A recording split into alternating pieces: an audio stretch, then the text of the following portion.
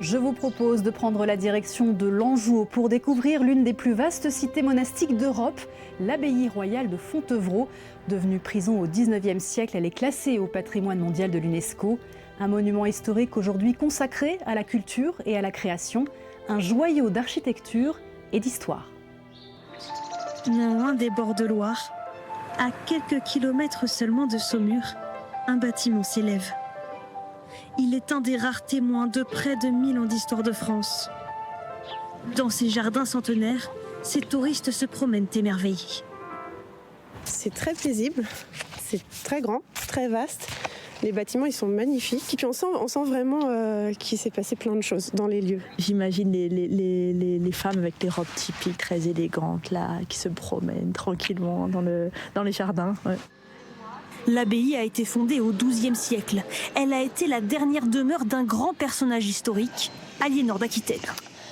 Nous voici dans la nef de l'église abbatiale et je vous présente les gisants des Plantagenets, rois et reines d'Angleterre. Aliénor d'Aquitaine est un personnage hors du commun dont l'histoire intrigue nombre de visiteurs. Reine de France et d'Angleterre, elle a vécu 80 ans.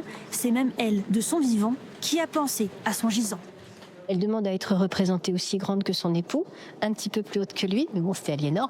Et avec ce livre à la main, elle veut qu'on se souvienne d'elle comme d'une femme cultivée. C'est un message qu'elle adresse aux générations futures sur l'importance de l'éducation pour une femme. Mais l'abbaye de Fontevraud n'a pas été qu'un lieu de recueillement. Elle est devenue aussi une prison sous Napoléon, et ce jusqu'au XXe siècle.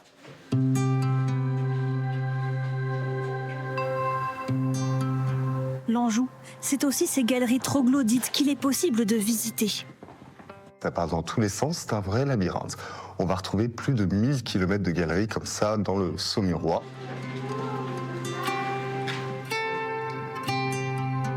C'est incroyable quoi, de voir la grandeur de ces galeries, la taille, et puis d'imaginer que c'est à main d'homme, que ça a été creusé.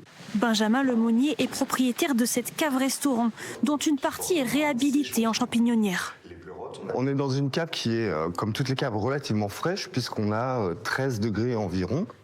Des conditions idéales pour faire pousser des pleurotes, mais aussi des galipettes. Les galipettes sont des champignons qui peuvent atteindre 12-15 cm de diamètre. Ce sont vraiment les très gros champignons de Paris. Ce champignon de Paris un peu particulier est la base d'une recette locale. De quoi donner l'eau à la bouche à ses visiteurs. Vous avez envie de les cueillir ? De les manger, oui, d'aller les cueillir et puis de les manger. Pas de temps à perdre, direction la cuisine. Pour une recette très simple qui fait mouche. On a donc un champignon qui est creux à l'intérieur, dans lequel on va juste garnir d'éléments qui vous plaisent. Ici, un mélange de rillettes et de champignons. Il ne reste plus qu'à les faire cuire au four à bois pendant 15 minutes. Et voilà les fameuses galipettes. Bonne dégustation. Allez, je vous en bénis. Faut venir pour le goûter, quoi. C'est vraiment un délice. Le rendez-vous est pris pour venir les goûter. L'Anjou a encore bien des secrets à nous dévoiler. L'abbaye de Fontevraud, avec son architecture grandiose, est désormais parée de nouveaux vitraux, conçus avec des techniques de pointe, comme du sable projeté à haute pression. Il aura fallu 4 ans de travail à l'artiste de renom François Rouen pour redonner cet éclat contemporain à l'édifice. Ces vitraux ont été installés dans le grand réfectoire de l'abbaye. Autre trésor, à 1 heure de la cité monastique, le château d'Angers abrite une création unique au monde, la tapisserie de l'Apocalypse réalisée à la fin du XIVe siècle. Cette œuvre textile en laine aux dimensions monumentales raconte toute une partie de l'histoire de France. Hervé Yanou est administrateur du domaine national d'Angers. Cette tapisserie, c'est la plus grande, la plus ancienne tapisserie du monde. C'est la Joconde des tapisseries. C'est un truc à voir dans sa vie au moins une fois, ça n'existe nulle part ailleurs.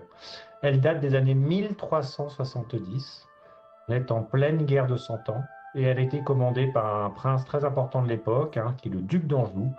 Il est fils de roi, frère de roi, grand collectionneur et surtout un grand combattant, un grand capitaine de guerre de la guerre de 100 ans. La tapisserie à l'origine fait 140 mètres de long. Les vicissitudes de l'histoire depuis les années 1380 font qu'elle ne fait plus aujourd'hui que 100 mètres. Et donc pour vous donner une idée, ça permet d'arriver un peu plus du premier étage de la Tour Eiffel, si on la met en hauteur. Donc c'est quelque chose d'absolument colossal. Louis Ier d'Anjou, le fameux duc qu'il a commandé, il a commandé un cycle de tapisserie sur le texte de Saint Jean, l'Apocalypse de Saint Jean, qui est en fait aujourd'hui le dernier texte de la Bible des chrétiens. Parce qu'à son époque, il y a la peste noire, il y a la guerre de 100 ans, la lutte contre les Anglais, il y a aussi des phénomènes météorologiques qui existent, et donc ça parle beaucoup aux contemporains. L'Apocalypse, ils ont un peu l'impression de la vivre à l'époque, et donc c'est pour ça que ce prince va demander de représenter cet Apocalypse dans sa très grande tapisserie, parce que effectivement ça raconte quelque chose, et surtout ça raconte l'histoire que si on fait les bons choix, c'est-à-dire que si on suit le bon prince, eh ben on va gagner en fait, tout simplement, parce que c'est ça l'histoire de l'Apocalypse, c'est la lutte entre le bien et le mal. Une galerie spéciale a été créée et aménagée pour présenter cette tapisserie, véritable joyau du château d'Angers, qui bat d'ailleurs des records de fréquentation. Avec 326 000 visiteurs l'an dernier, il rentre dans le top 10 du Centre des Monuments Nationaux. La dernière phase du chantier de restauration des remparts permettra pour la première fois d'accéder au sommet de la Tour du Moulin. L'Anjou, côté gourmand cette fois, avec le Quernon, le célèbre petit carré de nougatine enrobé d'un chocolat bleuté n'est pas sans rappeler les ardoises autrefois taillées par les mineurs de la ville. Depuis 50 ans, c'est l'un des principaux produits de la gastronomie angevine. Il se mange 8 quernons par minute dans le monde. À savourer donc.